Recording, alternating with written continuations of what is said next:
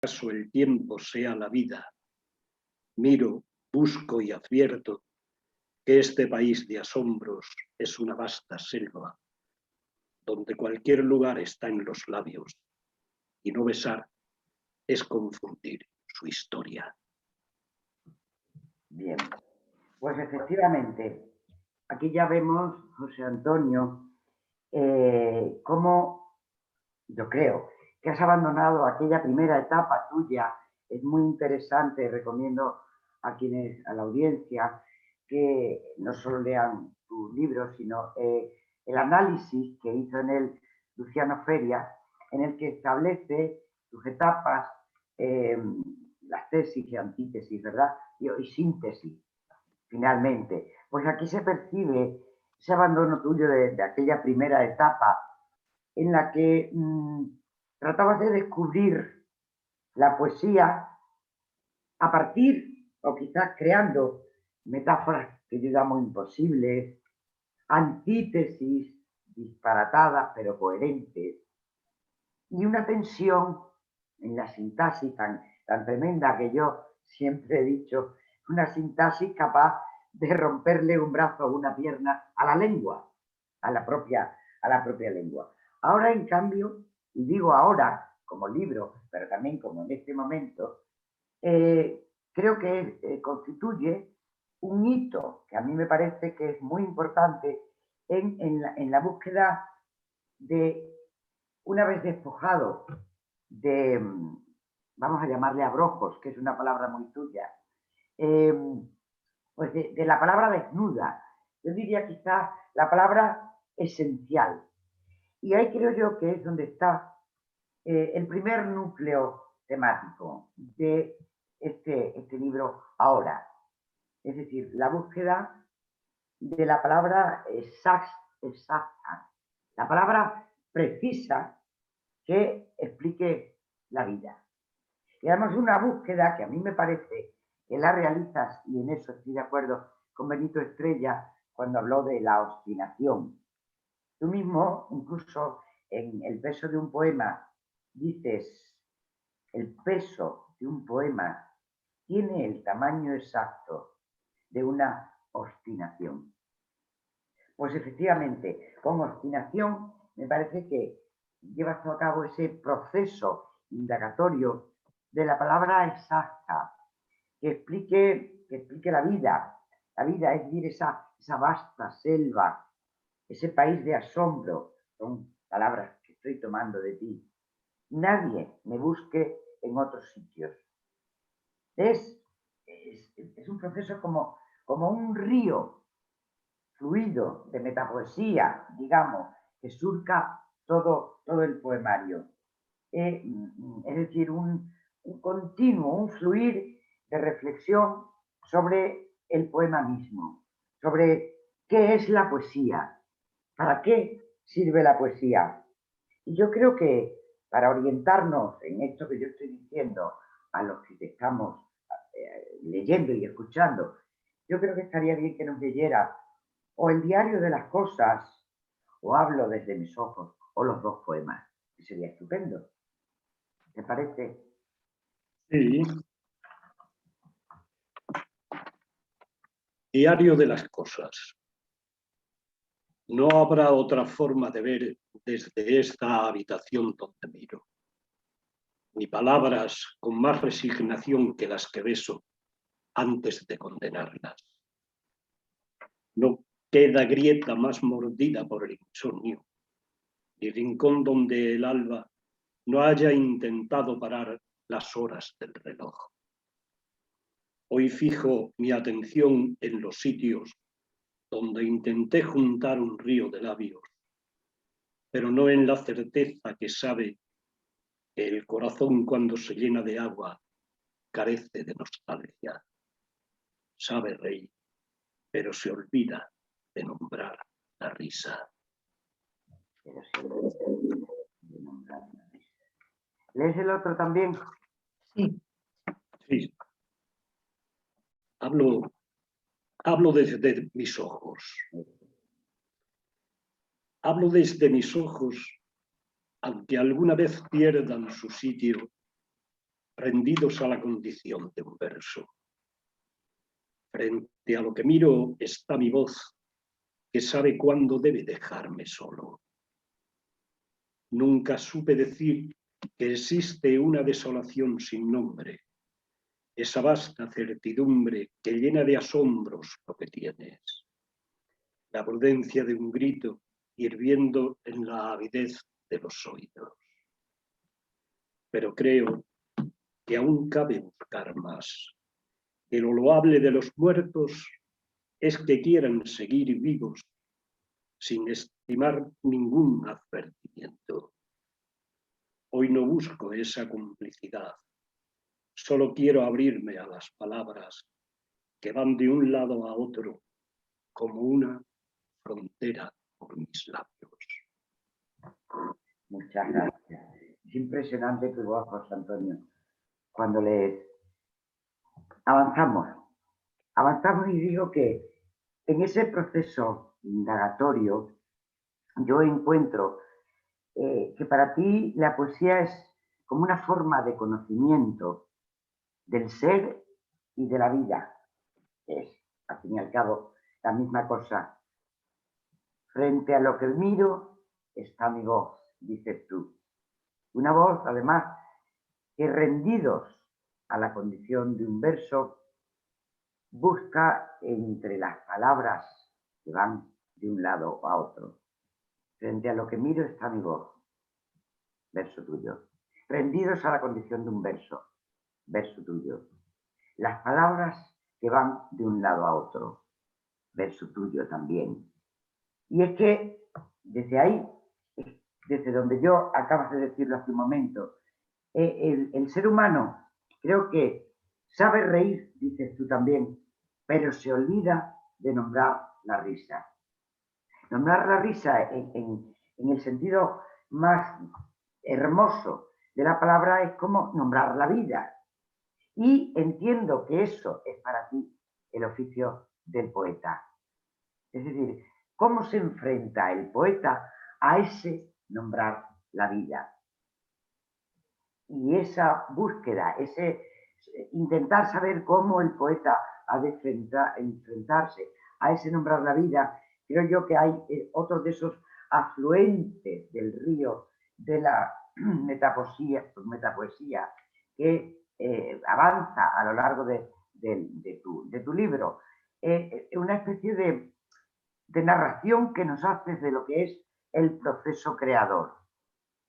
Y yo veo al poeta ante ese proceso de hallar la palabra que nombre la vida, lo veo por ejemplo, expresiones tuyas, horas de obstinación, frente al verso que se niega, que se resiste, o por ejemplo, un silencio que puede ser irrespirable, que lo vemos en Lujuria.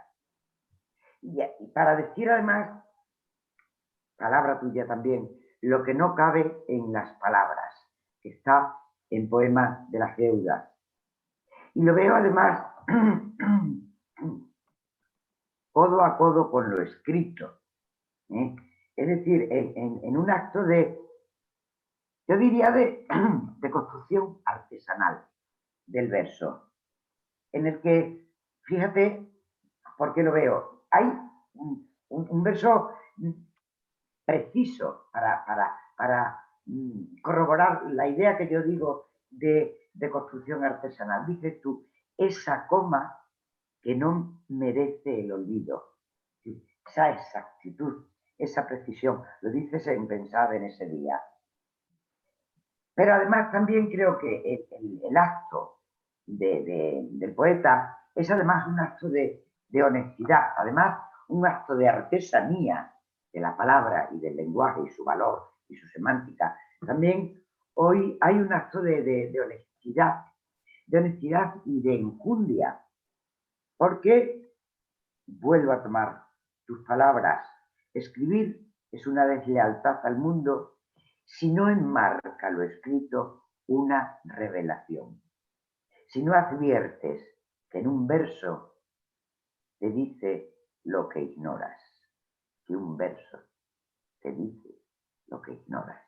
Ahí está la honestidad, aparte de, ya digo, esa artesanía con la que labras la palabra y el contenido. Y ahí es donde yo voy a parar cuando digo lo que yo quiero decir con la expresión o con la idea de que para ti la poesía es como una forma de alcanzar el conocimiento.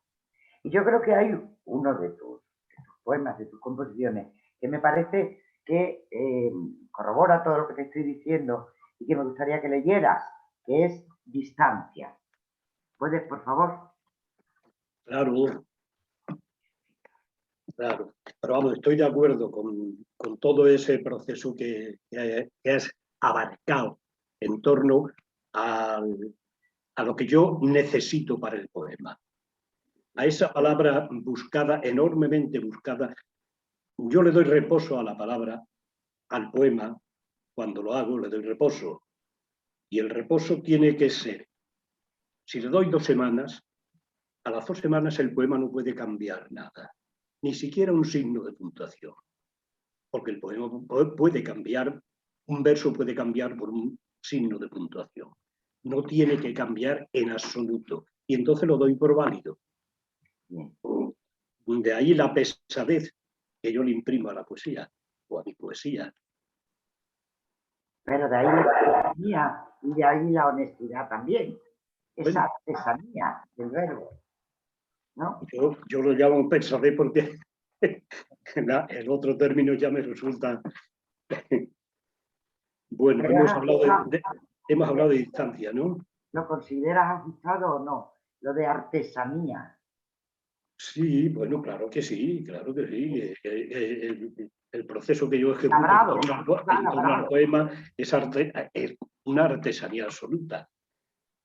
¿Por qué? Pues porque no puede cambiar ninguna palabra. Desde el momento que el libro se publica, yo ya lo dejo por imposible. Por imposible quiero decir que ya no me atrevo a cambiar absolutamente nada. Está ya en poder de los demás. Pero hasta tanto, a mí me han tachado de pesado desde la propia editorial. De decir, ya está bien, tío. Hablábamos de distancia, ¿no? Sí. Noto que a veces me miro sin verme al presentir que mi voz va a ser la única que no extrañe este refugio de palabras secas que apenas se distanciaron de mi confianza. Codo a codo con lo escrito, lo asumo con una salvedad, la de no haber sabido que escribir es una deslealtad al mundo, si no enmarca lo escrito una revelación. Aunque te hace seguir cuando adviertes que un verso te dice lo que ignoras. Y esto es cierto completamente. A veces un verso te dice lo que no sabes. No a veces, muchas veces. Posiblemente. Pues mira, precisamente lo acabas de decir, te dice lo que ignoras. Es decir, lo que yo venía comentando de la poesía como conocimiento. Pero además añado algo más. Como conocimiento también del transcurso del tiempo y de la vida. Porque hay algo en tu poesía que de alguna manera trata de encontrarse a sí mismo a través del tiempo y a través de la propia vida. Encontrarte a ti mismo, la función del poeta ante sí mismo, que dijo Alonso Guerrero sobre ti. Y si vemos unos versos tuyos, tú me vas a perdonar que yo lea versos tuyos con mi voz que no es de poeta. Y tú declamas, porque tú no lees, tú declamas y vives. Y yo no puedo hacerlo de una manera tan de actriz, vamos a decirlo. Pero me perdonas si no entono como entonas tú. Quiero decir que es que hay 4 versos. Dice, No pido crédito para lo escrito. Lo hice por saber algo de mí. Conocimiento de uno mismo. Y hay otros en los que dice, y tener la certeza de que el otoño es la estación que antecede al invierno. Ahí el transcurrir del tiempo, es decir, transcurso del tiempo, transcurso de la vida y enfrentarse, conocerse a uno a sí mismo. Y en ese proceso de conocimiento aparece naturalmente en el poeta, aparece la fatiga, aparece el desasosiego, aparece la dificultad, esa pesadez que tú dices, que yo jamás le llamaría pesadez, yo le llamaría precisión o búsqueda de la precisión, que lleva su tiempo, bien, y que debe ser agotador. ¿Eh? Y lo dices tú, que no sé encontrar mi nombre. Y entonces ahí es donde aparece. Sospecho que a veces puedes estar hasta por las noches. Igual, estoy equivocada. Pero sospecho que te puede dar el amanecer y encontrarte deshabitado ante la palabra dispersa, ante un poema que se percibe como una intuición informe, que no acaba de tomar forma y que tratas de encontrar a fuerza de silencio, a fuerza de soledad, a fuerza de noches de vigilia y a fuerza de obstinación. Insisto, lo que tú llamas muy simpáticamente pesadez. Yo creo que así nos lo dices en historia, dices, el poema se hace con palabras lentas. Bien, hasta que por fin acaba siendo el mundo encerrado en un poema. Y además, creo que lo haces con decencia, porque también lo dices tú en Tardes de Abril, la nobleza no está en callar, y sí en las palabras que la salvan. Pues yo creo que con esa nobleza, con esa decencia, el poema hace que el propio poeta pueda reivindicarse, lo dice en pensar en ese día. El poeta es alguien que habla desde el convencimiento. El poeta tú, ¿vale? Estoy hablando del poeta como si no lo tuviera presente. Creo que tratas de hablar desde el convencimiento, porque dices para sentirte libre, porque andas en el transcurso de la vida sin saber si hallarás el camino de vuelta, que no lo dices en una verdad. Con una sola certeza, por tanto, que la poesía es, y vuelvo a tomar tus palabras, la lluvia que limpió de abrojos los arroyos. Le dices empezar en ese día. Los arroyos, ese cauce continuo de la vida, ese paso del tiempo que tratas de conocer a través de la poesía.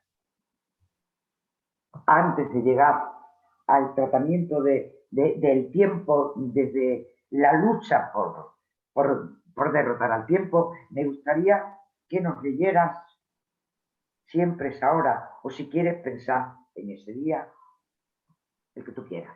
O si quieres los dos, pensad en ese día, me parece muy importante, y luego siempre es ahora para continuar con esos otros matices que quiero yo observar y que tú me dirás si son acertados o son para que me tire el ordenador a la cabeza, la computadora, para que me entiendan bien los americanos. Que no te tire nadie el ordenador a la cabeza, ni tú misma. Sí, son acertados, claro que son acertados. Y a mí me agrada muchísimo que hayas profundizado. Por una parte profundicé y por haberte metido tanto en los temas. Hombre, no hay otra. Ni modo. Así es, así es.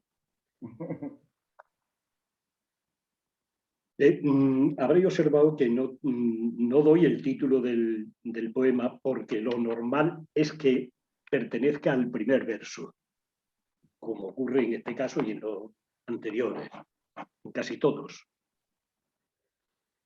Pensad en ese día en el que otros me nombren mirador de palmeras, en el que sin piedad suscriban mi mote de poeta, queriendo por mi parte solo hablar de las cosas desde un convencimiento.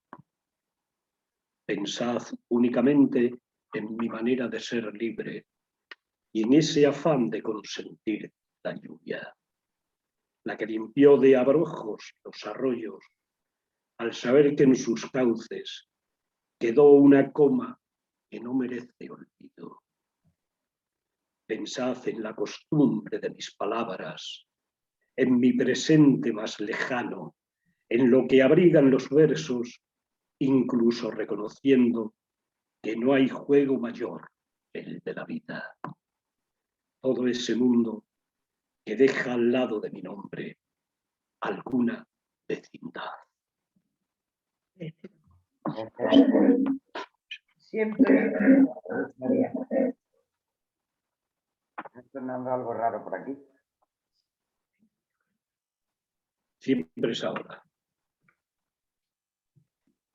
Desconfío del agua mansa que acaba con el fuego, aunque considero lo libre de su fin y crea que del fuego suele quedar la avidez confundida del humo. Apoyo a los que dicen que las generaciones mueren más de una vez, y esto, que no es un descubrimiento, solo asumir lo que permanece, debería ser de todos, incluso de los que olvidan que únicamente se mantiene lo que amamos. Desconfío del tiempo por llegar que no habla y me hace volver a lo que siempre es ahora. Pues acabo de tomar una nota porque cuando estabas leyendo se me ha venido la idea de que efectivamente en esa lucha prometeica tremenda para derrotar el tiempo, es en la que yo creo que tenemos la certeza de que lo que hay en el tiempo es lo que tenemos ahora. Justamente el título, no en vano el título del libro, ahora, eso es lo que tenemos. Porque la alegría es provisional y además parece que siempre hay un dolor al acecho, ¿verdad? Dices tú en el poema La alegría. La alegría es una emoción verdosa que presiento, pero a veces se nubla, como el juguete roto del niño. Es decir, la alegría es provisional. Provisional también porque el pasado y sus felicidades lo son, pero son como una alpaca sucia en un cuadro que dices tú en felicidad, precisamente. Y es provisional todo, excepto el ahora, porque nos queda el futuro, pero de algún modo tú vienes a decir que el futuro es como una sucesiva construcción de presentes en ese continuo caminar de las horas, de los días, de las estaciones, de la vida misma. Es decir, el futuro es una continua sucesión de presentes, de ahoras. Insisto en esa idea. El título no puede ser más cuajado, ¿verdad? En este sentido. Hay, por ejemplo, en otros tiempos, poema tuyo, dices, el tiempo es una imagen donde sucede todo y el punto en que las horas a veces quieren ser más importantes que los días. Fijo reloj de arena que siempre se ocupó de abastecer cenizas.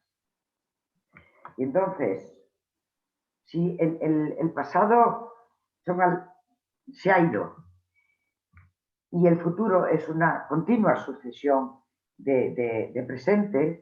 Yo creo que lo que nos queda, lo que te queda a ti como poeta, pareces decirnos, y lo dices en Veredicto Último, es: sigo, no más, como una Penélope que deshace lo hecho para ganar otro día.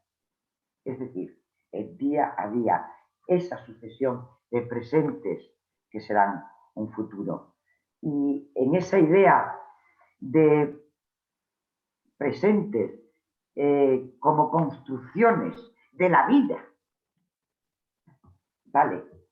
O mirando hacia el futuro, a mí me gustaría que los leyeras Voz de Sueño, porque es una especie de canto al hecho mismo de vivir, que me parece que es el hecho más heroico. Que yo, según nos dices tú en tu poesía, la poesía, el vivir en tu poesía, me parece que es el acto más heroico. Me gustaría que nos leyeras Voz de Sueño, porque ahí es donde uno de los múltiples poemas en los que lo percibo. Por favor. Muy bien. Es un poema breve, habrás observado. Sí, sí. La poesía no tiene por qué deslizarse por folios y folios. La contundencia de un poema puede estar en 7 versos, en 8 versos. Y no admite ni uno más. Efectivamente. Ahí está. Perdón. No, ahí está. Voz de Sueño. Perdona. Eso que tú llamas pesadez, que yo le llamo, es decir, meticulosidad y precisión. Ahí, y es que esto es, y ni una palabra más, ni una coma menos. Es que el poema te dice, ya sobra, tío. Ya está. Y no te admite absolutamente nada. Nada más.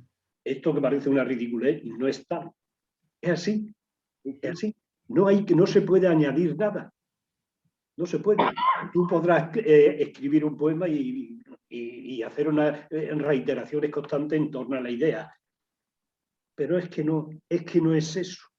Es que no hay por qué tener, porque el poema no puede admitir reiteraciones, no tiene sentido ninguno. 8 versos, 7 versos, 14 versos, figúrate lo que es un soneto que tiene 14 decasílabos y que encierra todo un mundo, puede ser, todo un mundo puede ser. Hasta acabar con ese decasílabo sublime de Quevedo que decía: polvo serás más polvo, enamorado. ¿Qué se le puede añadir a eso? Absolutamente nada. Voz de Sueño. Por lo poco que he vivido, sería capaz de volver a nacer. Volver a lo cercano de mi vida y al acecho de mis ojos. Volver agradecido a las horas de un día que nombren lo que digo y hagan de esa vez mi penúltimo verso. Mi penúltimo verso. Sí, nunca el último, siempre el penúltimo, porque el poema se acaba, pero la poesía no. Claro.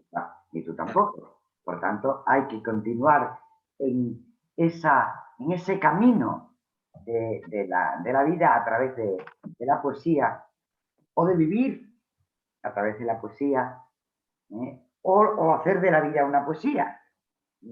Porque todo cabe. Todo cabe, efectivamente. Tanto todo cabe que, fíjate, creo que en ese concepto de abstracción que es el tiempo, sin embargo, hay algo en ti que dices: no, he de atrapar ese tiempo, he de atraparlo. Y he de atraparlo en lo táctil, porque claro, el tiempo y sus cenizas se lo llevan todo, pero siempre puede haber algo, y es lo que percibes por el tacto. Dices tú en Mañana de Sol, por ejemplo, que dices: esta mañana hay sol y he notado que el día quiere tratarme bien. Ese sol que te llega es táctil, porque lo sientes a través de la piel. Entonces, yo creo que lo táctil de la vida no es ni más ni menos que la experiencia empírica, palpable, digamos, pero también no solo por lo que te llega por la piel, sino por lo que tienes en la memoria. A mí me parece muy importante en ti, y esto me gusta siempre destacarlo, porque esto en todo tu proceso ha permanecido como una constante, y es lo que se guarda en la memoria. Por ejemplo, en esa recurrencia tuya, que a mí me encanta, de referentes cotidianos, desde la poesía más hermética hasta esta más desnuda, la más originaria, aquella primera de abrojos, como vuelvo a emplear tu palabra, mal, porque si digo abrojos, parece que en aquella poesía sobra, y no sobra nada tampoco. Es, digamos, pero una poesía hermética por su imaginería misma. Ahí es lo que yo quería. Desde aquella palabra, aquella poesía de la imaginería que la hermetizaba, hasta esta otra desnuda, luminosa, en todo ese proceso siempre hay elementos cotidianos a los que tú recurres, elementos hogareños, elementos entrañables que están en nuestros afectos, que es de alguna manera lo que nos queda de la vida. Entonces se me viene a la palabra, por ejemplo, a la mente, la palabra picón, del brasero. Eso es posible que haya muchas partes del mundo donde se estén preguntando ahora, en América, a lo mejor, ¿qué es eso del brasero? O a lo mejor no. Bien, el brasero de picón, esa manera de calentarnos en el hogar, las alcobas, eso sí lo entiende todo el mundo, que ya no se emplea, las habitaciones, estancias, ¿no? La alcoba, las aldabas de las puertas. Pero además algo también en la terminología de nuestro propio entorno. Tú utilizas la palabra fechar, que es tan lusitana, es una palabra, un lusismo, es portuguesa, pero nosotros somos de frontera, toda tierra de barros, todo Badajoz, es terreno de frontera. Entonces tú empleas la palabra fechar, que a lo mejor 200 kilómetros más allá no se sabe qué. Esto sí, porque esto es espacio vital. O, por ejemplo, esa calor en femenino, tan popular, tan esencia de quienes somos. Lo cotidiano, como aquellas hortensias que Miguel Ángel Lama un día envidiaba, las hortensias podadas de tu patio. Es decir, elementos de la vida cotidiana que son lo que yo creo que queda en los recuerdos, y es lo que hace que ese transcurrir del tiempo se pueda atrapar de alguna manera, porque son palabras que tienen referentes atemporales, que forman parte de nuestra propia vida, y que es lo táctil que yo llamo, ¿vale? Por ejemplo, el tú y el yo, el poema Dos lados, ahí en el que yo quiero ver, dime tú si es o no, un punto de referencia autobiográfica sin disimulo ninguno, en el poema Dos lados, dos lados, dos voces, dos nombres, dos confluencias, tu vuelo y mi silencio. Ahí está lo más táctil de la vida, lo más táctil del tiempo. ¿Qué es lo más táctil de la vida y del tiempo? Pues el amor. Ahí está el amor. Ahí creo yo que está lo más táctil de la vida. Y creo que por fin hemos llegado a la conclusión importante y que pone los pelos de punta, a mí por lo menos, me da escalofrío de maravilla. El hecho poético es un acto de amor. La síntesis de Luciano hablaba del poema del mar y de tus ojos, que es un poema largo, quizás, con un ritmo precioso, elegíaco, noble, pero no tiene cabida en este espacio espiritual. Pero tienes otros. Y tienes uno muy importante, para que nos hagas llegar eso que yo considero como el gran hallazgo de tu poesía, esa que quiere conocer, esa que quiere atrapar el tiempo, esa que por fin descubre que la poesía es un acto de amor. Y para eso tenemos Carta de Amor, y que a mí me gustaría que nos leyeras y nos emocionaras con ella. Muy bien.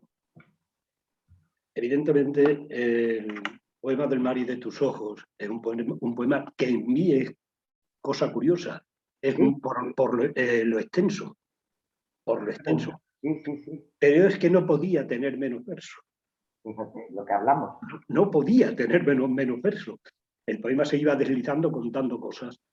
Y ese es el que, bueno, que era por otra parte, del poemario, era la síntesis de ese poemario. No cabe duda, ¿no? Sí, sí, sí. Tú has empleado antes de tesis, antítesis y síntesis. Ese poema era la síntesis del libro. Al menos yo así lo concebí, y así lo escribí, y así pensé que tenía que ser. Igual me equivoqué. Y con eso va. Tú eres quien decide. Carta de amor. Ahora he leído el título, como habréis observado, Sí. porque no responde al primer verso. Efectivamente. Nadie debe saber que todo lo que escribo es por amor. Aunque hable del vendedor de prisas o de mis miedos, de volver a un poema olvidado o de las muchachas a las que impongo mi adiós como consuelo. Nadie debe saber que esta carta fue escrita con el ancho de mi mano, dejando en ella únicamente mi presencia. Pues continúa, porque yo, después de haber llegado a este hallazgo de tu poesía y hecho poético como acto de amor, me gustaría que como acto de amor, de otra manera, pero amor siempre hacia nosotros, eligieras aquellos poemas que a ti te parezca que puedan aproximarnos más a lo que es la visión completa de tu libro ahora. Elígelos y por favor regálanoslos. Regálanoslos. Bueno, voy a leer el poema Dos lados. Bien. Me parece que debo hacerlo. Sí. Está aquí. Efectivamente. Dos lados, el tuyo y el mío. Dos voces encontradas en lo que piden los labios sin hablar. Dos nombres para la obscenidad de las manos. Dos confluencias posibles abiertas a lo que desnudan. Tu vuelo y mi silencio. Dos lados que persiguen su amplitud necesaria. Magnífico. Magnífico. Ahora vamos a ver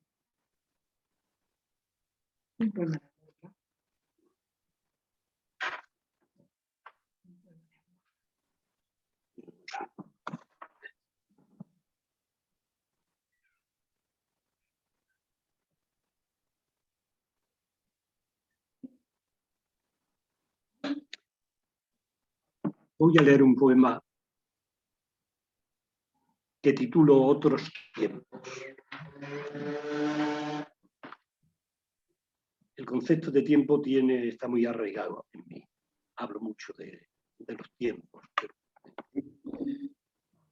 hubo un tiempo donde el amanecer no era un día más, solo celebración del día anterior. Un mismo suceder para las noches rendidas a la camilla venerada, sitio de confesión y espera que almacenaba el agua llovediza. El tiempo es una imagen donde sucede todo, y el punto en el que las horas a veces quieren ser más importantes que los días. Fijo reloj de arena que siempre se ocupó de abastecer cenizas. Ahora contar la vida tiene un cruce de doces. Si el ayer fue un refugio para decirlo a solas, el hoy guarda la forma que más teme, un desnudo de amor. Hermoso. Hermoso. Suena algo por ahí. A ver, ¿y por qué no nos lees algún poema más? Bueno. Eliges tú el poema que quieras. Son regalos tuyos para nosotros. Muchas gracias. El poema que quieras. Los poemas que quieras.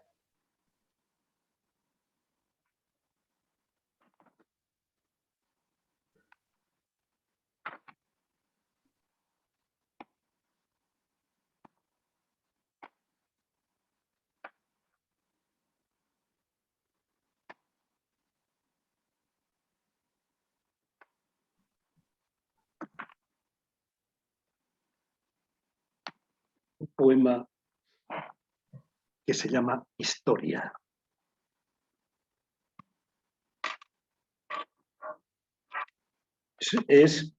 Podríamos decir, un concepto de lo que yo entiendo en el poema con respecto a las palabras. Un poema se hace con palabras lentas, protegidas por el balbuceo de una gota de agua sobre el mar, hundidas en el refugio de una rara decencia, amparadas por los espejos que guardan lo que ven, ansiadas por el vicio de dar nombre a las cosas. Todo lo que ambiciona el verso de los dioses que más sabe de amor. Hermoso. Hermoso. No sé si habrá quien quiera hacernos alguna pregunta.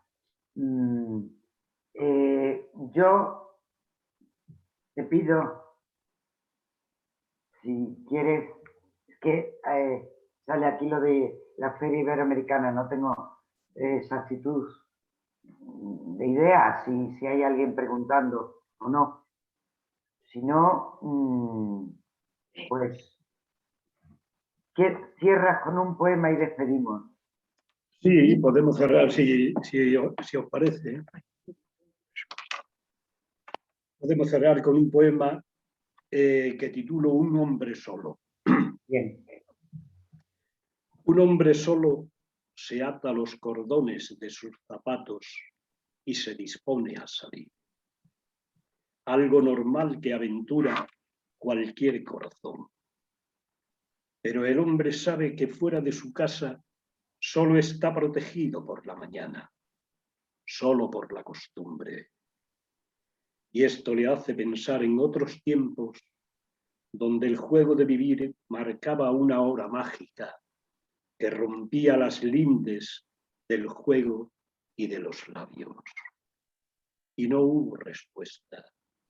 Y apostó por saber si es otro el que busca el vacío que deja las cosas en invierno. Un destello que invade su incertidumbre y que le obliga a considerar la soledad de la memoria.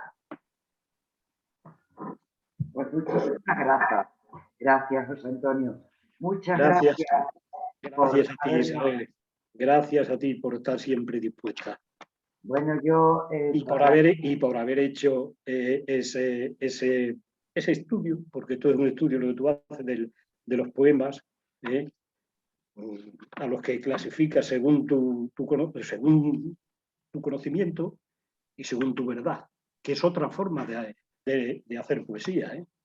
Bueno, yo no sé, claro, es lo que te he dicho al principio, el atrevimiento, porque está tu poema y está el mío, está mi lectura, tú creas el poema y yo lo recreo de volver a crear.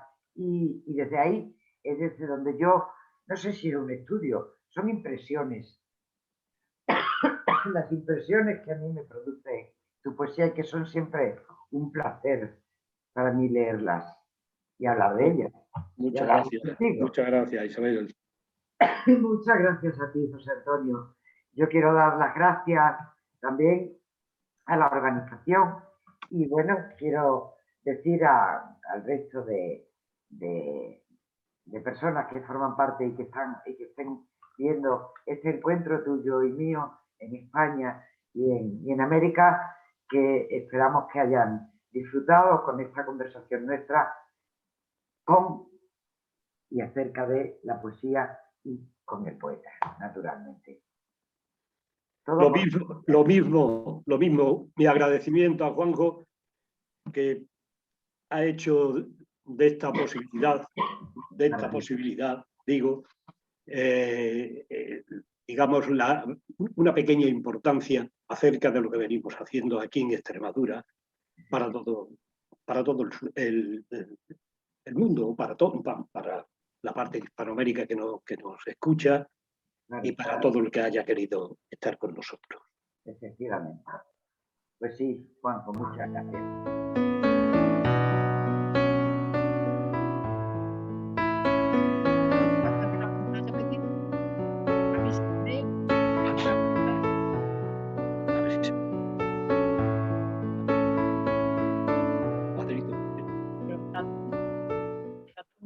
Hemos de cortar. Hay que cortar